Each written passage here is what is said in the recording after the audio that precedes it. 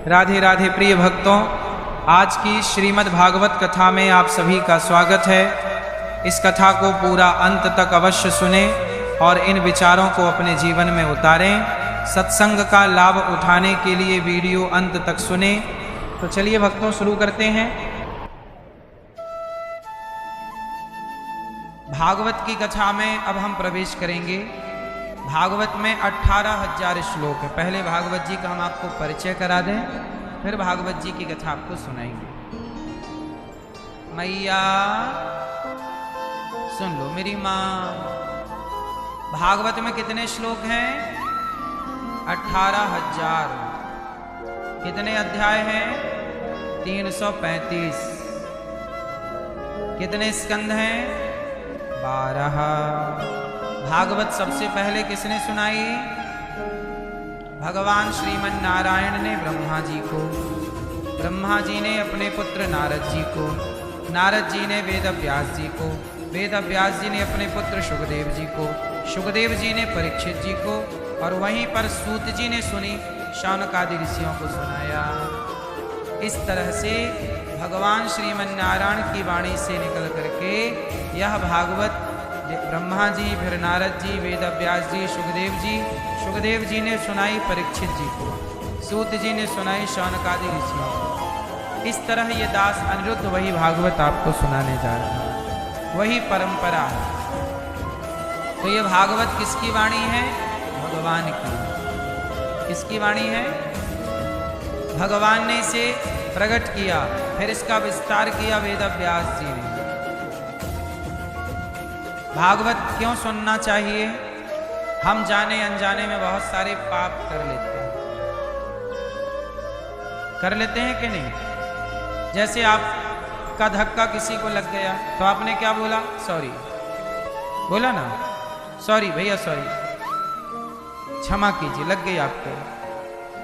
जैसे सॉरी आप बोलते हैं, उसी तरह से जो आप पाप करते हैं उन सभी पापों के सॉरी में भागवत सुनना चाहिए, ताकि वो पाप हमारे समाप्त हो जाए। सभी जो जाने, हम देखो बहुत सारे पाप होते हैं जो जानकर करते हैं, जानकर मतलब जानबूझ के। बहुत सारे पाप होते हैं जो अनजाने में होते हैं, हमें पता ही नहीं था, पाप हो गया। कुछ पाप कैसे हो जाते हैं हमें पता नहीं होता। जैसे आप चलते हो ना, चींटी मर जाती है पाँव के नीचे। आपने घर में झाड़ू लगाई, बहुत सारी चींटियां झाड़ू के नीचे दब के मर जाती हैं। बोलो हाँ। आग लगाई चूल्हे में, लकड़ी में चींटियां थी, चींटियां मर गईं। ओपलों में, कंडों में आपने आज वो बनाया, दाल बाटी चूरमा, गक्कड़ भरता, लिट्टी चोखा, तो ये सारी चीजें कहाँ बनती हैं? कंडे की आग में। ओपला, सूखा हुआ गाय का गोबर, उस गोबर में सब चीजें बनती हैं। लिट्टी चोखा, लिट्टी वहीं बनती है। गक्कड़, बोलो हाँ। बाटी काय में बनती है। क्यों मैया काय में बनती है? जो नेचुरल है वो तो कंडे की आग में ही बनती है, ओपले की आग में, है ना? सही। अब गैस में बनने लग जाए वो अलग विषय है। अब जब आप ओपला जलाते हो तो ओपलों में बहुत सारे छोटे छोटे जीव होते हैं, जीवाणु, छोटे चींटियां हैं, कॉकरोच है, ना जाने क्या क्या, हम देखते हैं नहीं। इसलिए आग जलाने के पहले नियम है कि ओपला लो। जैसे 2 ओपला हैं, ओपला बड़े बड़े नहीं होते, गोल, छोटे भी होते हैं। ओपलों को पहले आपस में ऐसे ऐसे करना चाहिए, फटकारना चाहिए, उसको तोड़कर ओपले को देखना चाहिए कि उसके अंदर कोई चींटी तो घर नहीं बना चुकी अपना, कोई निवास तो नहीं बना चुकी। लकड़ियों को पहले जमीन में 3 बार पटकना चाहिए कि उसमें कोई जीव जंतु हो तो वो पटकने से गिर जाए, निकल के भाग जाए। डायरेक्ट आग में नहीं लगाना चाहिए, पहले 3 बार 2 बार। ऐसे हवन हम लोग यज्ञ करते हैं ना, यज्ञ, तो यज्ञ की जो समिधा होती है उसे पहले चेक किया जाता है कि समिधा में कोई जीव तो नहीं है, चींटी तो नहीं है, कोई कॉकरोच तो नहीं है, कोई है तो नहीं, ये सब चेक करना चाहिए। अब चलो, आपने चूल्हा में गक्कड़ भरता बनाई, दाल बाटी बनाई, पेट भर गया। लेकिन यदि उस ओपले में, लकड़ी में चींटी रही होगी, जीव रहा होगा, वो तो मर गया। अब वो हत्या किससे लगी? हम सबको लगी। जैसे किसान दवाई लेता है सारी फसल में डाल देता है, कितनी सारी इल्ली मर जाती है। कुछ पाप ऐसे हैं कि हम करना नहीं चाहते पर मजबूरी है। जैसे आप कई बार चूहा, अच्छा देखो चूहे पकड़ने के ना 2 सिस्टम हैं। एक तो पिंजरा आता है चूहे वाला, पिंजरा में पकड़ लो, ले जाके फेंक दो किनारे में कहीं, एक जंगल वगैरह, वो सही है। आजकल ना एक मशीन और आती है वो चूहे वाली, उसको उसका पैंच होता है, उसको पीछे की तरफ फंसाते हैं, आगे रोटी फंसा देते हैं। रोटी खाने आता है, छटाक से वो जाके लोहे का उसकी गर्दन में गिरता है और उसकी तुरंत स्पॉट में मृत्यु हो जाती है। क्यों? ये भी मिलता ना बाजार में, पर ये सिस्टम गलत है। चूहे नहीं होने चाहिए, बात ठीक है। चूहे को पकड़ने वाली वो आती है छोटा सा पिंजरा, रोटी अंदर लगा दो, अंदर जाता है, कैद हो जाता है। सवेरे आप उसे एकांत में फेंक सकते हैं, हटा सकते हैं। लेकिन आप जो उसे मारने के लिए वो एक मशीन आती है ना, तार वाली नहीं आती, पीछे तार करो फिर खड़ाक से वो आगे चली जाती है और चूहे की गर्दन में जाके पड़ती है। क्यों? देखा ना जो हम कह रहे हैं, समझ पा रहे हो कि नहीं? बोलो हाँ कि ना। वो गलत है। चूहे को घर से निकालना सही है साहब, लेकिन वो बेचारा रोटी खाने गया, रोटी ही तो खाने गया, उसमें रोटी लगती है, रोटी खाने गया और उसकी गर्दन बिल्कुल चटाक से चली गई। इसका मतलब क्या हुआ? अब सोचो कि हम आपके घर आए, भैया रोटी दे दो, और जैसे ही हम हाथ बढ़ाएं आप हमारे हाथ काट लो। ये छल है। ये सीता मैया के संग रावण ने छल किया, साधु बन के गया और चुरा के ले आया। तो चूहे के साथ भी आपने पाप किया। क्या किया? चूहे के साथ पाप किया। भाई आपने रोटी के बहाने उसे मार दिया। उसे तो ये लगा ना कि रोटी है, पेट भरेगा, पर उसकी गर्दन कट गई। इसलिए चूहे पकड़ने के और भी उपाय हैं। उस तरह से हम बाहर फेंकें चूहे को, चूंकि नुकसान तो करती है चूहा, लेकिन देखो ये भी पाप है। उसकी हत्या कर देना, उसे मार देना बड़ा पाप है। किसान इल्ली मार देता है, क्या करे, मजबूरी है। चूहा भी घर से बाहर फेंकना मजबूरी है। इल्ली मारता है किसान। अब देखो इल्ली मार दिया, मार तो दिया दवाई डाल के, पर पाप तो है ही। अब आपने दवाई डाल के इल्ली तो मारी है किसान भाई, अब ये बताओ कि तुमने प्रायश्चित किया कि नहीं? देखो पाप है तो पाप किए हो ना, थोड़ा प्रायश्चित भी करना चाहिए। क्या प्रायश्चित करें? प्रायश्चित यही है कि आप भागवत सुन लें। यदि आप प्रेम से भागवत सुन लेते हैं, भगवान के चरणों में आत्मसमर्पण कर देते हैं, तो भगवान इतने दयालु हैं कि अहम त्वा सर्व पापेभ्यो मोक्षयिष्यामि मा शुचा। तो यदि माम एकम शरणम ब्रज, तू मेरी शरण में आएगा तो मैं तुझे सारे पापों से मुक्त करके मोक्ष का अधिकारी बना दूंगा। तो जाने अनजाने में, जानकर चूहे को आपने मारा, वो जान के पाप था। अनजाने में आपने चींटी पे पांव रख दिया, लकड़ी चूल्हे पे लगाई, मर गई, लिट्टी बनाई, चोखा बनाया, दाल बाटी बनाई, खा लिए, चींटी चींटा मर गए। तो ये अनजाने का पाप था, आपने जान के नहीं मारा पर मर तो गए। तो ऐसे जाने और अनजाने ये 2 पाप। एक और होता है मनसा वाचा कर्मणा, मन से। पाप कहां से हो जाते हैं? कई बार मन से। मन से, जैसे मनसा पाप क्या होता है? मन से किया गया पाप को मनसा पापा कहते हैं। पापा मतलब पाप, पापा मतलब पिताजी वाला पापा नहीं, पापा मतलब पाप ही होता है। आप लोगों ने पिता समझ लिया है। मन से पाप किया जो हमने, जैसे स्त्रियां भी पाप करती हैं मन से, कुछ स्त्रियां, पुरुष भी पाप करते हैं मन से, कुछ पुरुष। कैसे? जैसे आपका विवाह हो गया, पत्नी आपकी है, फिर भी आपने पराई औरत की तरफ दृष्टि डाली गलत भाव से। आपने पराई औरत को छुआ नहीं, केवल सोचा है उसके बारे में। स्त्री ने भी पराई पुरुष के बारे में सोचा है, छुआ नहीं है, केवल सोचा। तो सोचना भी क्या था? अच्छा बताओ, पराई स्त्री के बारे में सोचना, पराई पुरुष के बारे में सोचना, ये पुण्य है कि पाप है? कौन सा पाप है ये मनसा पाप, ये मन से किया गया, मन से, मनसा। वाचा, दूसरा पाप है वाणी का। कौन सा पाप? वाणी, वाणी का पाप।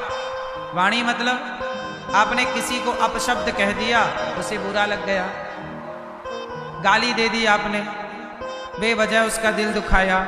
आप किसी का दिल दुखाते हैं, ये भी तो पाप है। क्यों भैया? आपकी वजह से किसी की आंखों में आंसू आ गए, आपने उसे गाली दे दी, उसका अपमान कर दिया, वो रो पड़ा, तो बताओ ये आपने पाप किया कि पुण्य किया? ये वाचा पाप है, वाणी से किया गया पाप। मनसा, मन से, वाचा, वाणी से, कर्मणा, कर्मणा मतलब आपने किसी को एक थप्पड़ मार दिया, कर्म की, कर्म से, डंडा मारा, चप्पल मारी, जूता मारा किसी को, सही है?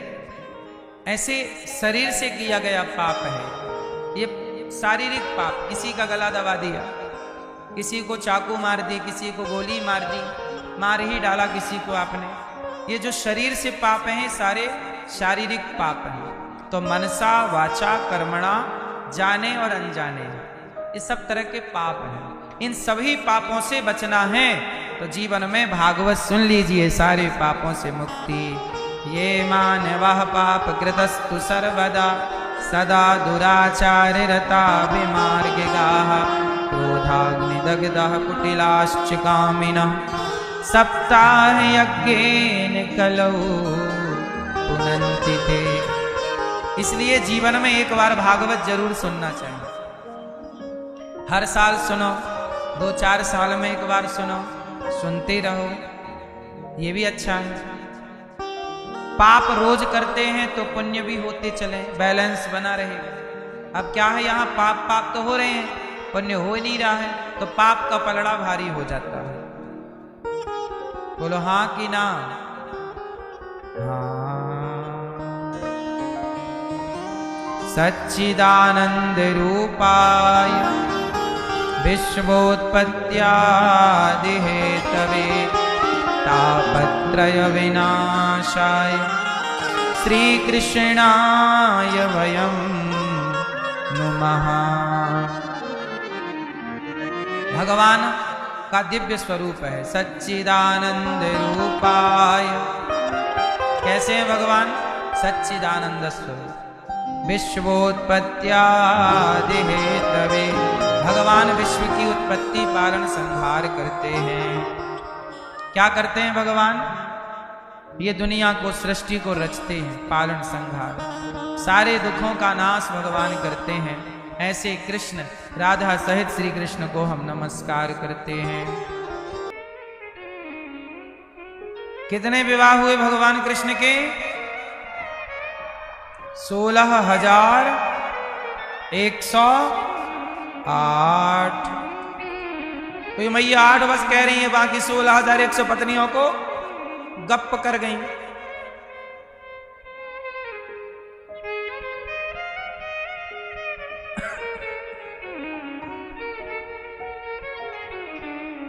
भौमासुर नाम का एक व्यक्ति, भौमासुर को भगवान ने युद्ध में पराजित किया। उसने 16,100 कन्याओं को बंदी बना रखा था। भगवान ने कन्याओं से कहा, देवियों इसे हम मार दिए, अब तुम आजाद हो गई हो, जाओ। उन कन्याओं ने कहा, प्रभु हम आपके सिवा कहाँ जाएं? तब उन कन्याओं के आग्रह पर भगवान ने कहा, तुम चाहती क्या हो? बोले, हमसे आप विवाह कर लो, हमें कौन स्वीकार करेगा?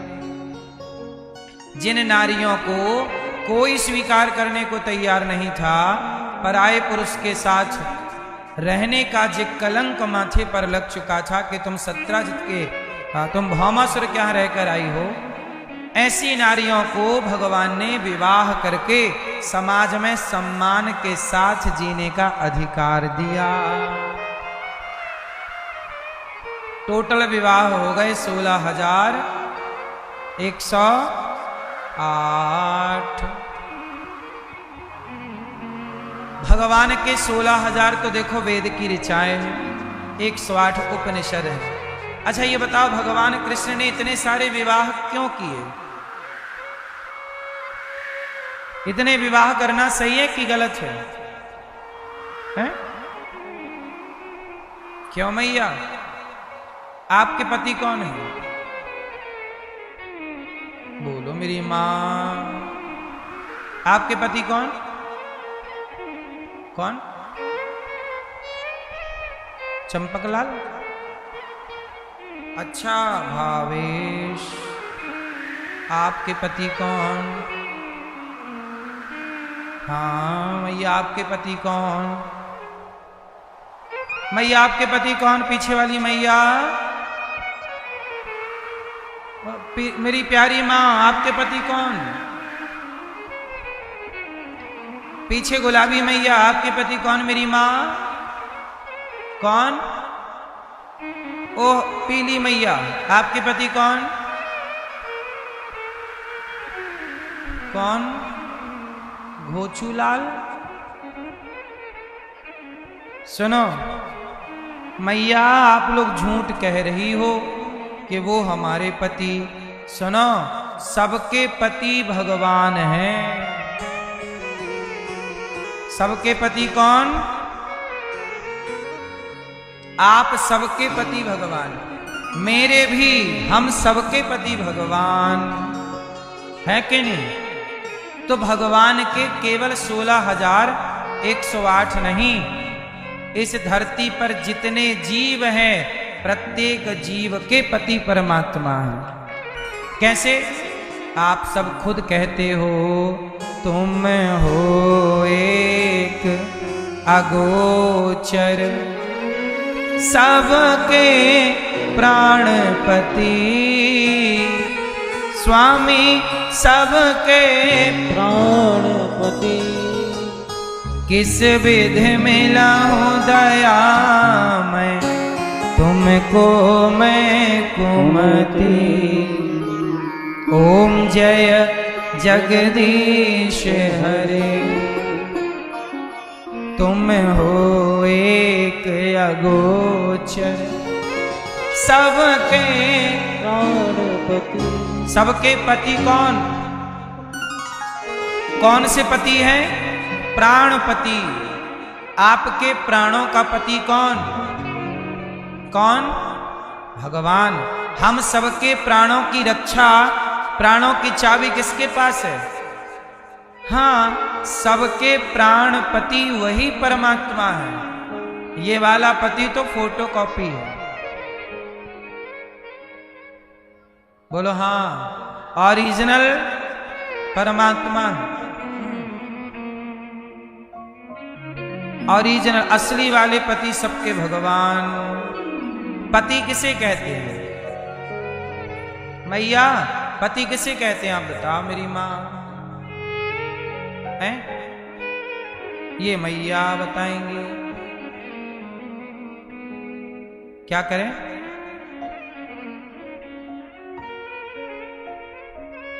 नहीं, आप पति, आपका विवाह हुआ? पति हैं? जब थे पति तो बताओ पति किसे कहते हैं? जो प्राणों की रक्षा करे वो तो पति है ही, परमात्मा। पर ये वाला भी तो ऐसे क्यों भूलना है? पति किसे कहते हैं मैया? बताओ बगल वाली मैया, पति किसे कहते हैं? जो पत्नी की सेवा करे वो।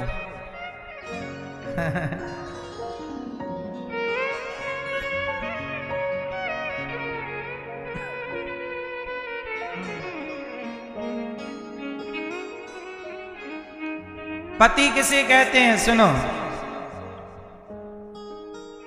पति जो अपनी पत्नी को पतित होने से, पतन होने से बचाए। जो अपनी पत्नी को पतित होने से, पतित मतलब पतन मतलब अधोगति, नरक जाने से बचाए।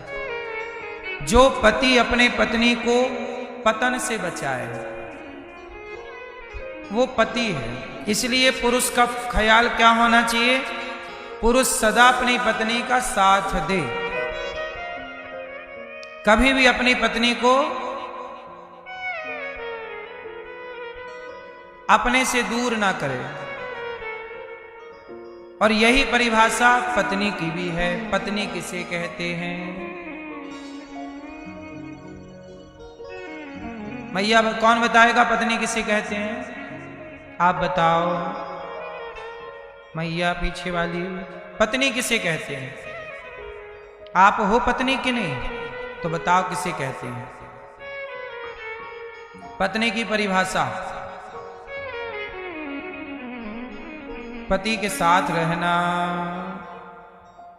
ये पत्नी। आजकल पत्नी, कुछ पत्नियां कैसे बोलती हैं अपने पति से कि या तो अपनी मां को रखो या तो हमें रखो। जो पत्नी अपने पति को पतित होने से बचाए, पतन। अब सोचिए कि आपका पति अपनी मां को घर से निकाल देगा तो आपका पति नरक जाएगा कि स्वर्ग? जो अपने माँ बाप को घर से निकाले वो बेटा नरक जाएगा। यदि आपका पति अपनी माँ को निकाल दे घर से तो पति कहाँ जाएगा? नरक जाएगा। तो आपने अपने पति को रोका क्यों नहीं कि सुनो जी अपनी माँ को ना घर से निकालो, वो हमारी सास है, तुम्हारी माँ है, तुम्हें पाला पोसा जन्म दिया, तुम्हें मालिश की, तुम्हें पढ़ाया लिखाया, अब तो ना निकालो उसे। तुम तो स्त्री थी, तुम तो पत्नी हो, तुम ना समझाओ। चलो तुम्हारा पति मूर्खता कर रहा है, माना कि अपनी माँ को निकाल रहा, तुम तो समझाओ। लेकिन आजकल तुम खुद ये कहती हो कि तुम या तो अपनी माँ को रखो या हमें रखो। तो पति यदि तुम्हारे चक्कर में अपनी माँ को निकाल देगा तो वो नरक जाएगा, और वो नरक गया तो तुम कौन सा स्वर्ग जाओगी? फिर तुम नारी नहीं हो। ऐसी स्त्री, ऐसी पत्नी पत्नी नहीं होती। पत्नी अपने पति को जो गिरा दे अपने धर्म से, अपने कर्तव्यों से, वो पत्नी थोड़ी है। अरे पति रास्ता भटक जाए तो पत्नी उसे समझाए कि ये रास्ता गलत है। ये नारी का धर्म है। और यही काम पुरुष का है कि पत्नी रास्ता भटक जाए तो पुरुष उसे समझा बुझा के सही लाए।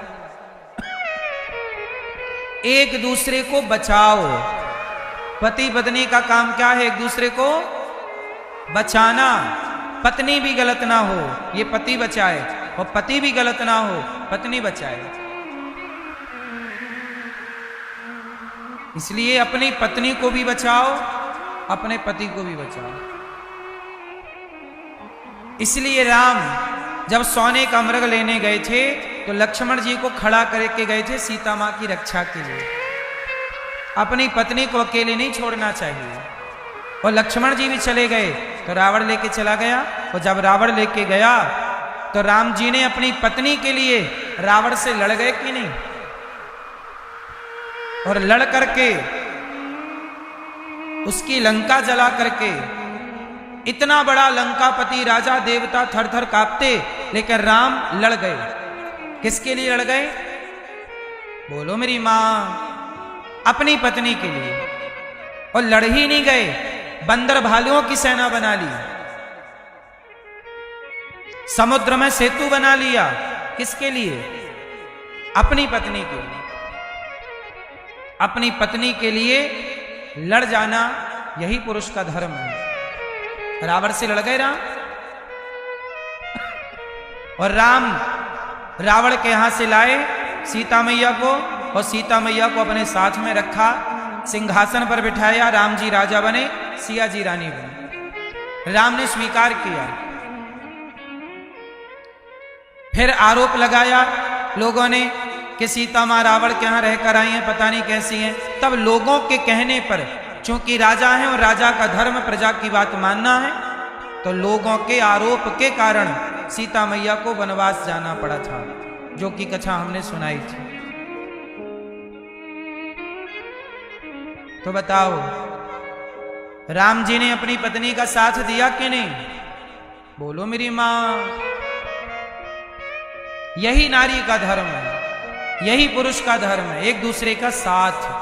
पति गरीब है तो उसकी गरीबी में साथ दो, पति अमीर है अमीरी में साथ दो। कुछ स्त्रियां ऐसी भी होती हैं, पति में संकट आया तो चली जाती है मायके, अच्छा समय आए तो फोन लगा देना।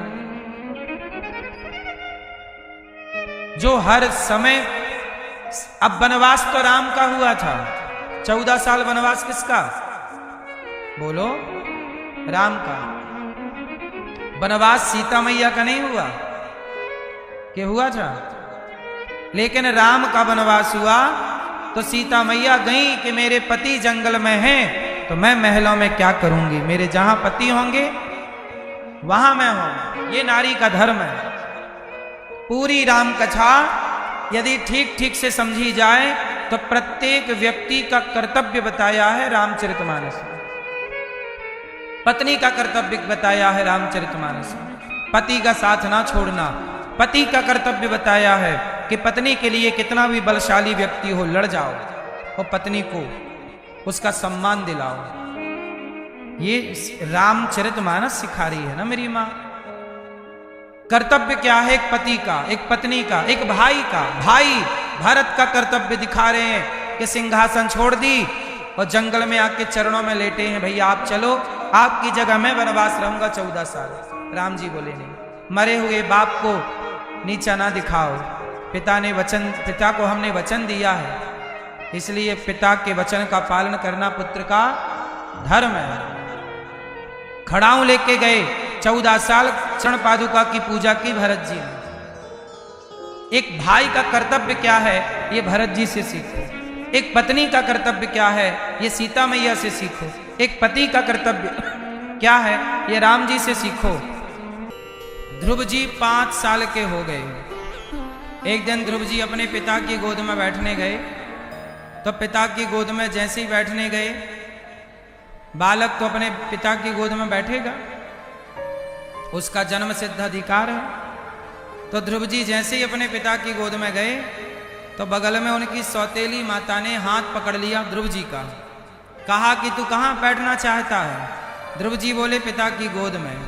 माता ने कहा ना, तू पिता की गोद में नहीं बैठ सकता, तो इस गद्दी में सिंहासन में नहीं बैठ सकता, क्योंकि ये सिंहासन तो मेरे बेटे की है,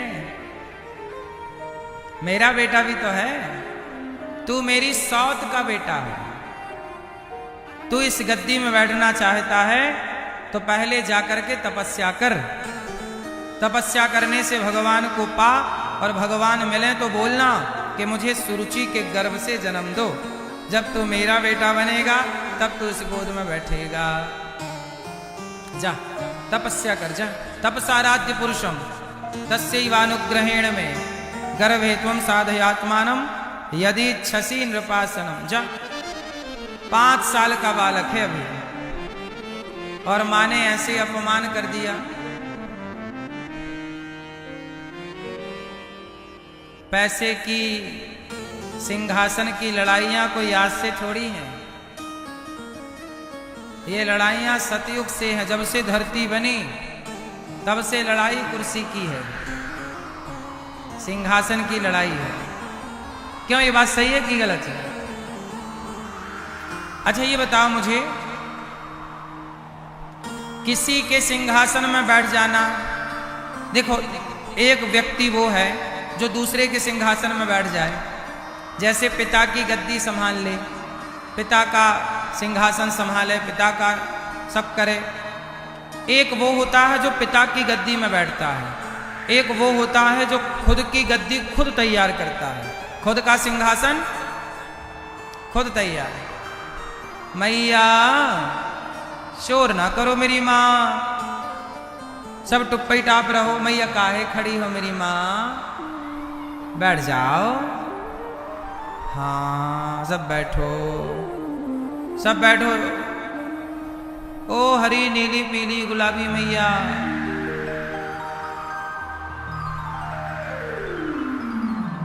ओ मैया काहे छोरा रुला रही हो तुम? सुनो, आप बताओ कौन सा बेटा अच्छा होता है, जो पिता की सिंहासन पर बैठे या जो अपनी सिंहासन खुद अपनी मेहनत से तैयार करे? कौन अच्छा है?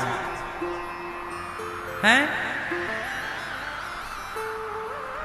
ये कथाएं ये सिखाती हैं कि पिता की सिंहासन पर बैठना जरूरी नहीं है।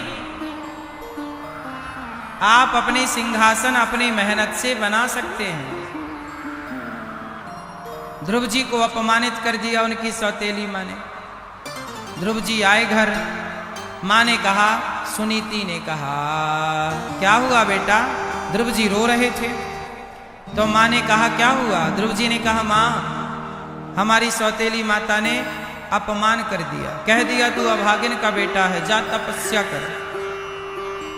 माँ, क्या मैं पिता की गोद में नहीं बैठ सकता? तब माता सुनीति ने अपने बेटे को समझाया। इस तरफ शोर क्यों हो रहा है बेटा? शांत, बेटा शांत रहो, चुप रहो, शोर ना करो।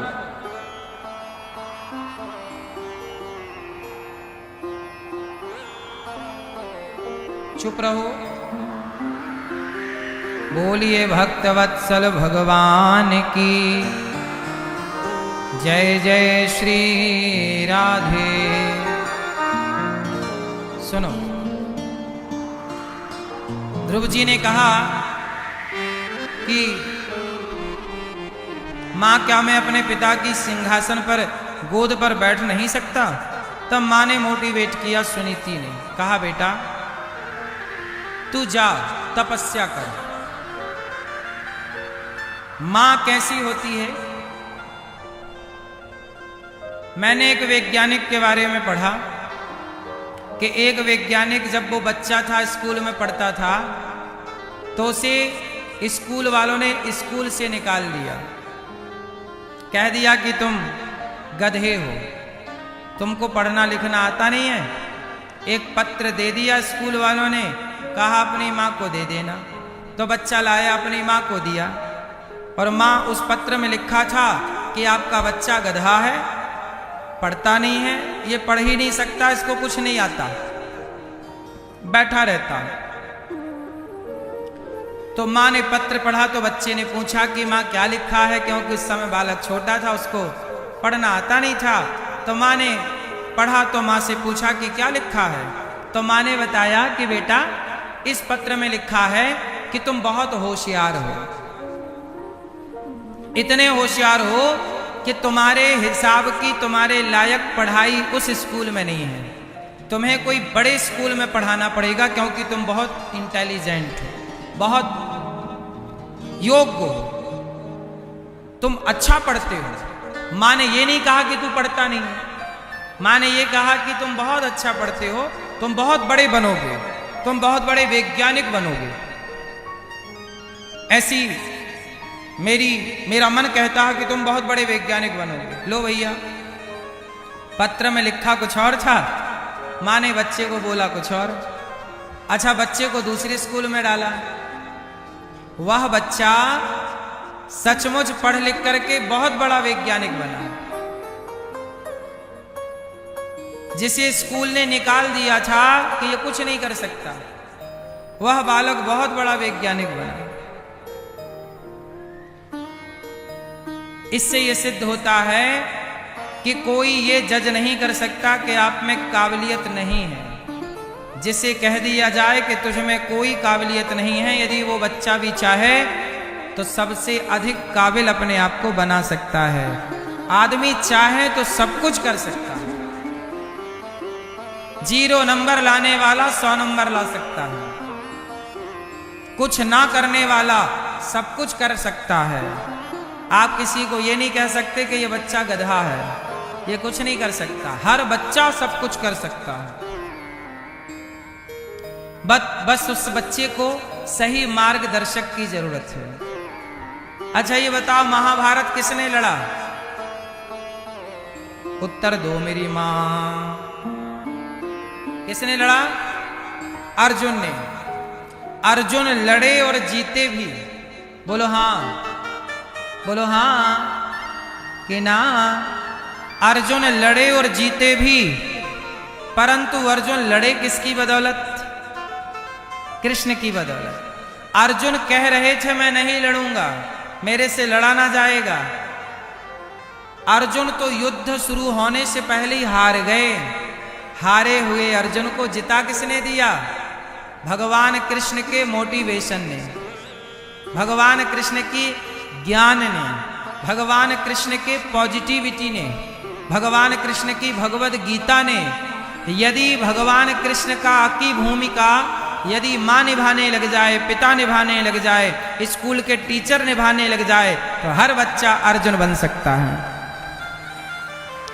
आज बच्चा अर्जुन इसलिए नहीं बन पाता क्योंकि उसे कृष्ण जैसा कोई मार्गदर्शक नहीं मिलता, वरना मुझे लगता है कोई बच्चा गधा नहीं होता, कोई बच्चा ऐसा नहीं है।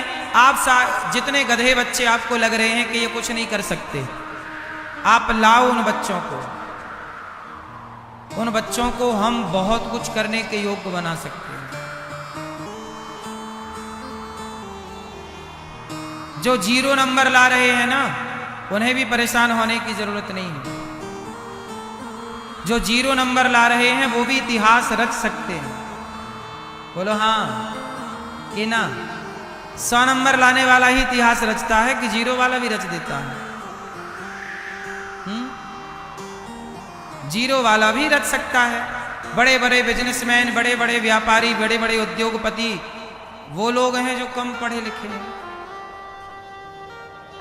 इसलिए ये कैसे पता लगाएं कि कोई ज्यादा विद्वान है, कोई कम विद्वान है, कोई ज्यादा पढ़ा लिखा, कोई कम पढ़ा लिखा? नहीं साहब, मुझे लगता है कि कृष्ण की जरूरत है, हर बच्चा अर्जुन हो सकता है। जरूरत केवल कृष्ण की, सही मार्गदर्शन की जरूरत है। सही है कि गलत है? इसलिए आप अपने बच्चे के कृष्ण बनो, आप कृष्ण बनो और अपने बच्चे को मोटिवेट करो। कभी ये मत कहो कि तुम ये नहीं कर सकते, सदा उसे पॉजिटिविटी से भरो, बेटा तुम कर सकते हो, करो। आज समाज में यही तो है, लोग यही तो कहते हैं तुमसे नहीं होगा, तुम नहीं कर सकते। इसलिए सारे लोग नौकरी करने लग गए कि नहीं हमसे बिजनेस नहीं हो सकता, हम नहीं कर सकते, तो चलो नौकरी करो। सारी जिंदगी नौकरी करते करते मर जाते हैं, नौकर बन के रहते हैं, जबकि आप मालिक भी बन सकते हैं। एक बैंक के मैनेजर मेरे पास आए, वो हेड थे, मतलब उनके अंडर में 1000 बैंक आती थी, 1000-2000 बैंक के 1000-2000 बैंकों के मैनेजर के भी ऊपर जो चीफ हैं वो आए हमारे पास, बैठे। हमने कहा कि भाई आप कितना कमा लेते हो? बोले गुरुजी मिल जाता है 2.5-3 लाख रुपए। हमने कहा आपके नीचे कितने लोग काम करते हैं? बोले 2000 तो मैनेजर ही है, अब मैनेजर के नीचे 5-5 और जोड़ लो, इतने लोग हमारे नीचे काम कर रहे हैं। हमने कहा आप देखो 3 लाख रुपए कमाते हो और हजारों लोगों को संभालने की काबिलियत आपके अंदर है, आप बहुत योग्य हैं। सोचिए कि आप हजारों को संभाल सकते हैं, इतनी बुद्धि रखते हैं, इतने पढ़े लिखे हैं, तो आप व्यापार करते तो कितने सफल व्यापारी बनते। व्यापार करते तो आज महीने का करोड़ों रुपए कमा रहे होते, आपके नीचे हजारों लोग काम कर रहे होते। अब ये तो सब बैंक के कार्यकर्ता हैं, आप बैंक के नौकर हैं एक प्रकार के। 3 लाख रुपए कमा रहे हैं तो आप भी तो बैंक के नौकर हैं, भले बड़ा पद है आपका, लेकिन हो तो आप भी नौकर। 3 लाख रुपए कमा के भी आप बने क्या? नौकर। अरे नौकरियां उनके लिए होती हैं जो कम जानते हैं, कम पढ़े लिखे हैं थोड़ा। चलो अब तुम कुछ व्यापार कर नहीं सकते, बिजनेस कर नहीं सकते, दिमाग ज्यादा चलता नहीं है, सीधा सीधा है, वो शादी वाला घोड़ा नहीं होता, उस घोड़े की आंखों में ऐसी पट्टी बांध दी जाती है। सो बोलो हाँ, वो केवल सीधा देख सकता है, अगल बगल का नहीं देख सकता, क्योंकि पट्टी बंधी है ऐसे। बोलो हाँ कि ना? ऐसे उसे सीधा देखा तो सीधा देख। तो नौकरी बिल्कुल सीधा काम है, जाओ टाइम से करो काम, घर आओ, महीना हुआ मैसेज आ गया, आ गई सैलरी, बस। लेकिन व्यापार में, बिजनेस में थोड़ा दिमाग लगाना पड़ता है, थोड़ी प्लानिंग करनी पड़ती है, थोड़ा परेशान भी होना पड़ता है, थोड़ा नुकसान भी सहना पड़ता है, तब जाके आप सफल होते हैं। अब मुझे आप लोग बताइए कि एकादशी के दिन कोई मरा तो क्या एकादशी छोड़ देना सही है? जन्माष्टमी के दिन मरा तो क्या जन्माष्टमी छोड़ देना सही है? रामनवमी के दिन कोई मरा तो क्या रामनवमी छोड़ देना सही है? बोलो। इसका मतलब ये है कि ये कुरीतियां हैं। एकादशी में जिसकी मृत्यु होती है वह तो बड़ा पुण्यात्मा है। आपने एकादशी के दिन मरा तो एकादशी छोड़ दी, पर झूठ बोलना नहीं छोड़ा कि आज के दिन झूठ नहीं बोलेंगे क्योंकि फलाने व्यक्ति आज के दिन मरे थे। आज निंदा नहीं करेंगे, निंदा नहीं छोड़ी, चुगली नहीं छोड़ी, छल कपट नहीं छोड़ा, ईर्ष्या द्वेष नहीं छोड़ा, बुराइयां नहीं छोड़ी, भगवान की पूजा छोड़ के बैठ गए। अच्छे काम क्यों छोड़ना है? छोड़ना ही है तो बुराइयां, क्या समाज में बुराइयां कम है क्या? लेकिन लोग अच्छाई छोड़ के बैठते हैं, बोले हमारे पूर्वजों से ये रीति चली आ रही है। इस रीति को कुरीति कहते हैं, गलत रीति है। इन सभी रीतियों को समाप्त करने के लिए भगवान कृष्ण ने इंद्र की पूजा बंद कराई और गिरिराज जी की पूजा स्टार्ट कराई। और आपको मैसेज दिया, जैसे भगवान कृष्ण ने एक कुरीति और बंद की। गोपियां कपड़े उतार के नहाती थी, सारे कपड़े उतार के यमुना जी में, तो भगवान ने इस कुरीति को भी रोका। गोपियां निर्वस्त्र होके नहाती थी, तो इस कुरीति को कैसे रोका? गोपियों के कपड़े चुरा लिए। क्या चुरा लिए? कपड़े चुराए और बाद में कहा कि आइंदा कपड़े उतार के पब्लिक प्लेस में इस तरह से मत नहाओ। ये कुरीति। आप बताओ, ये रीति है कि कुरीति है? जोर से। आज भी विदेशों में कुरीतियां चल रही हैं। बोलो हां कि ना? चल रही है कि नहीं? विदेशों में तो देखो किस तरह के कपड़े पहन के लोग नहा रहे हैं। ये कुरीति है, मर्यादा का उल्लंघन है। पर समझाए कौन? किसे समझाए?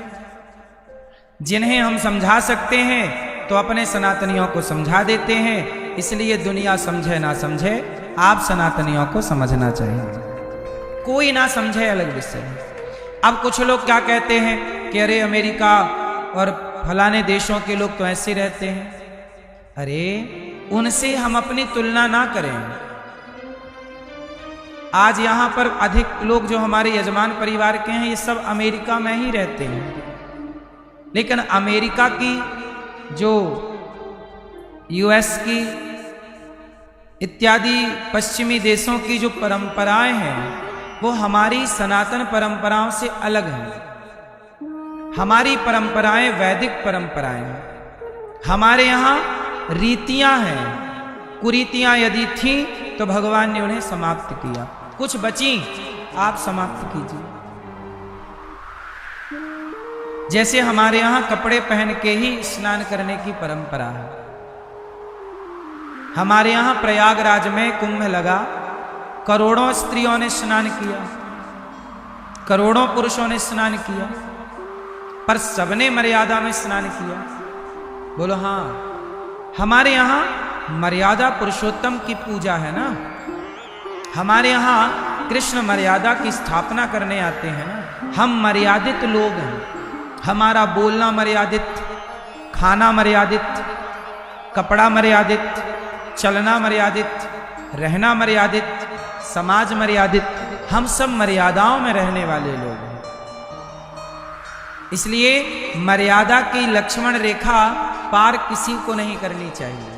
यदि करोगे तो चाहे वो माता सीता ही क्यों ना हो, उनके जीवन में संकट आएगा, दुख आएगा। यदि वो मर्यादा की लक्ष्मण रेखा पार, है ना, इसलिए हम सब एक मर्यादा में रहें, मर्यादा में रहें।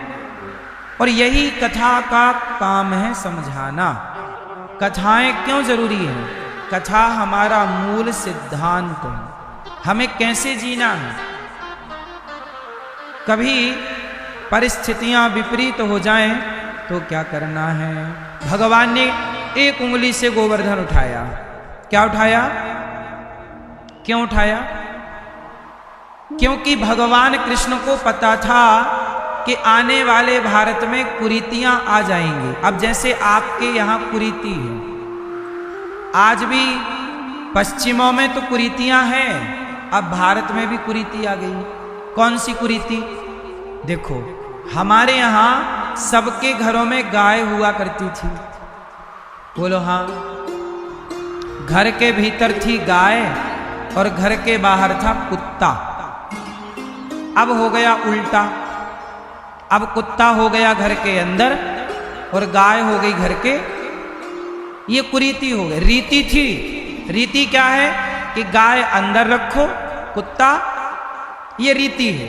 पर आपने कर दिया उल्टा कि रीति नहीं मानेंगे, तो हो गई कुरीति। गाय खा रही है पॉलीथीन, गाय कसाई खाने जाती है कटने।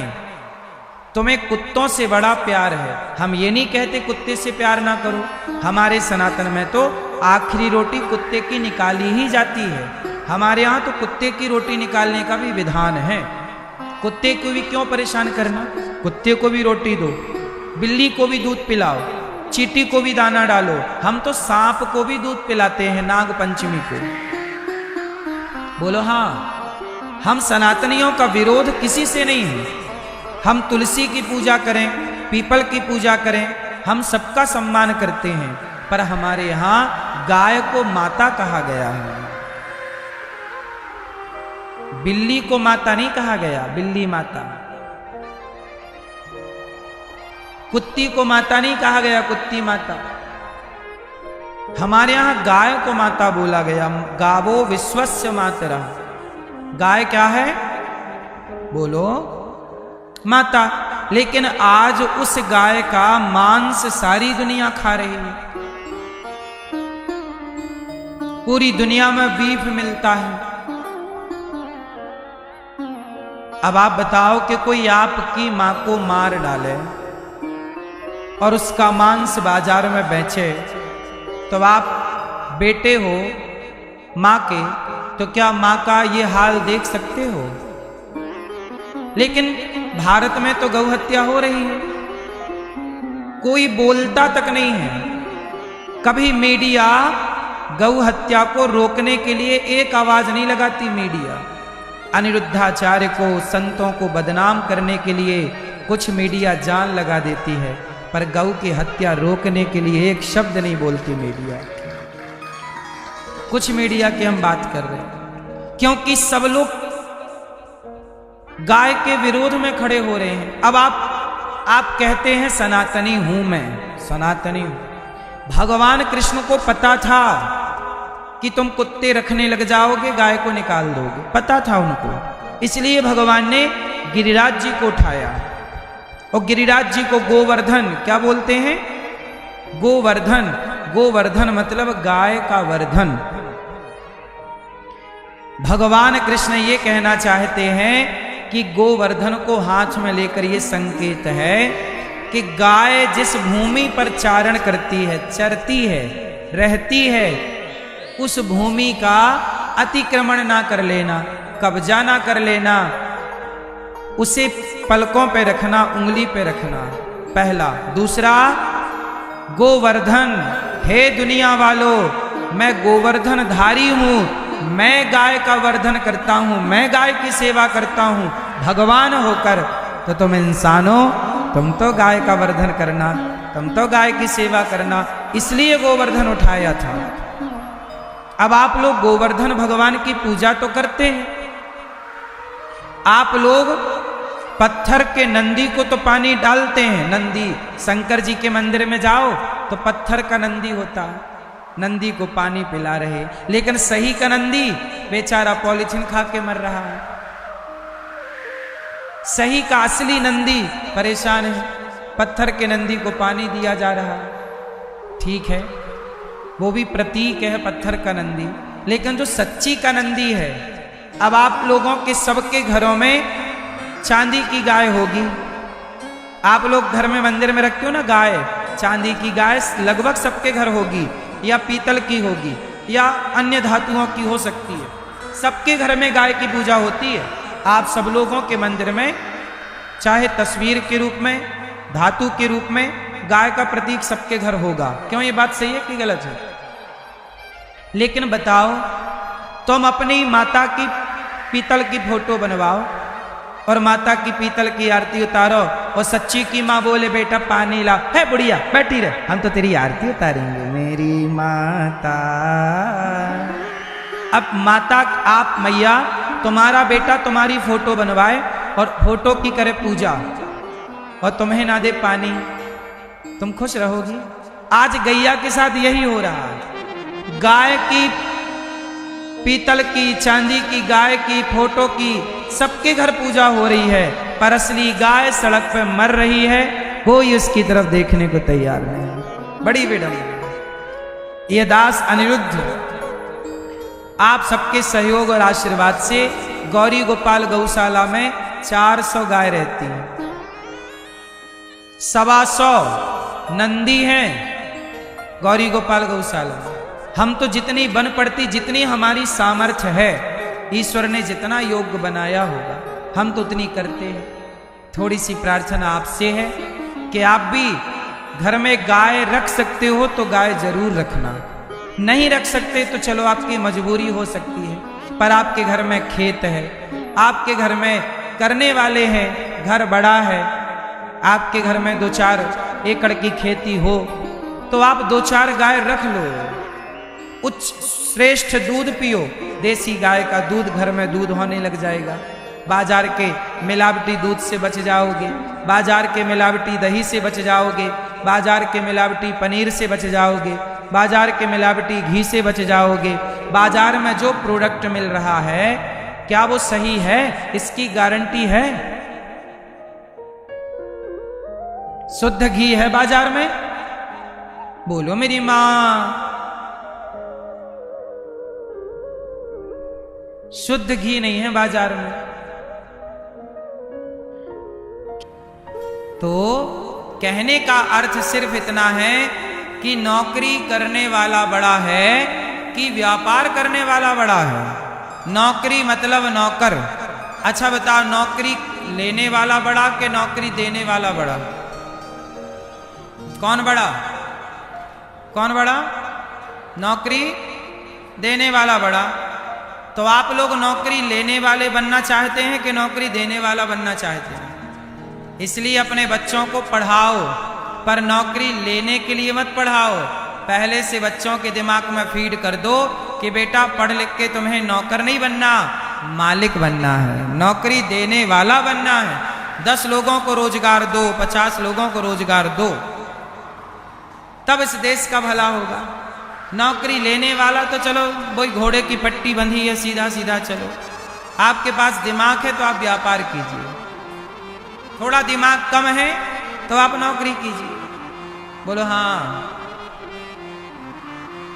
ज्यादा दिमाग वाला नौकरी करता है कि कम दिमाग वाला? बोलो मेरी मां। अडानी अंबानी के पास दिमाग ज्यादा है तो उनके यहां हर पढ़ा लिखा नौकरी कर रहा है। कौन सी पढ़ाई वाला ऐसा है जो उनके घर नौकर नहीं है? आईटी के कितने उनके घर में आगे पीछे डोल रहे हैं। सबसे उच्च कोटि की पढ़ाई आप पढ़ लो, इतना पढ़ के तुम्हें बनना क्या पड़ेगा? नौकर साहब। इसलिए पढ़ाई आपको नौकर बनाएगी।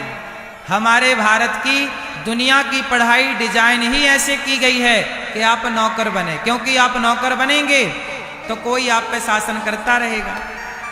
इसलिए कहता हूं हमारे देश में चाणक्य ने पढ़ाया था चंद्रगुप्त को, तो जब पढ़ाया तो चंद्रगुप्त को नौकर नहीं बनाया, हमारे भारत की शिक्षा ने चंद्रगुप्त को सम्राट बना के बिठाया था। हमारी शिक्षा बड़ा बनाती है। वशिष्ठ जी ने पढ़ाया राम को तो राम राजा बने, पढ़ाया भगवान श्री कृष्ण को सांदीपनि जी ने तो भगवान कृष्ण द्वारिका के, भगवान कृष्ण ने किसी की राज्य को छीना नहीं कि हम तुम्हारा राज्य छीन के राजा बनेंगे। भगवान कृष्ण ने अपना राज्य स्वयं निर्मित किया, अपनी मेहनत से बनाया और द्वारिका के स्वतंत्र राजा कहलाए। पिता की संपत्ति नहीं ली भगवान कृष्ण ने। बोलो हाँ, ली। अरे नंद बाबा भी राजा थे, नंद महल था। नंद बाबा की 1 रुपया की संपत्ति क्या भगवान कृष्ण लिए? नहीं ना। सफल बेटा वो है जो पिता का 1 रुपया भी ना ले। 1 रुपया सफल बेटा है, 1 रुपया भी लेने की जरूरत नहीं। हम में काबिलियत होगी तो अपना कमा के खा लेंगे। पिता ने जन्म दे दिया है, पाल पोस के बड़ा कर दिया है, इतना बहुत है।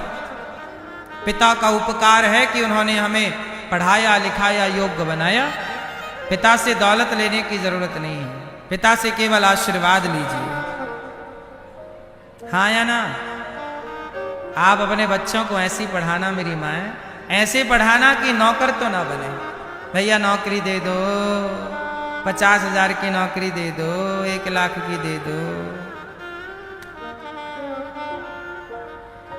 1 लाख की नौकरी मिल रही है